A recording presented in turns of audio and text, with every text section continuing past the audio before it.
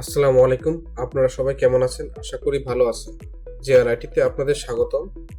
আজকে আমরা যে বিষয়টা নিয়ে আলোচনা করব তা হচ্ছে VLOOKUP-এর ফর্মুলাটা ChatGPT-র মাধ্যমে বের করার নিয়মটা। এখানে এমপ্লয়ি আছে, তারপর এমপ্লয়ি রেটিং আছে, এখানে ইনক্রিমেন্ট কত পার্সেন্ট হবে সেটা বের করতে হবে। এই পাশে আবার রেটিং, এই রেটিং এর সাথে এই রেটিং এর মিল আছে, এই রেটিং এ অনুযায়ী আবার ইনক্রিমেন্ট হবে। এখানে যেমন নুরুল আলম সিদ্দিকীর রেটিং হচ্ছে আপনার 5 অনুযায়ী এর ইনক্রিমেন্ট হওয়ার কথা 5.5%। এখানে আমরা VLOOKUP সূত্রের মাধ্যমে সেটা বের করব এবং ChatGPT-র মাধ্যমে সূত্রটা নিয়ে আসব। তখন চলে যাব আমরা ওয়েবে, chatgpt.com-এ যাব।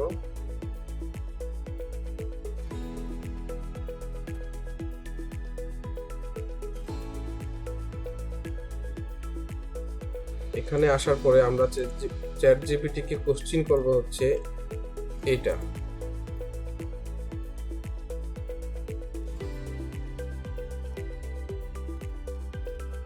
কোশ্চেনটা হচ্ছে excel formula VLOOKUP the value in cell F8। এখানে এই যে F8 এর ভ্যালুটা, এটা আমরা VLOOKUP করব। কার সাথে? এই বি কলামের সাথে। রিটার্ন ভ্যালু হবে সি। এখানে কোশ্চেনটা আমরা সেভাবেই করব, এই যে রিটার্ন ভ্যালু সি।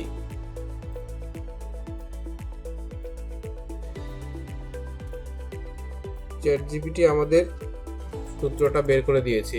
এইটা যদি আমরা কপি করে এখন এক্সেলে নিয়ে যাব, নিয়ে গিয়ে এখানে পেস্ট করে দিলাম,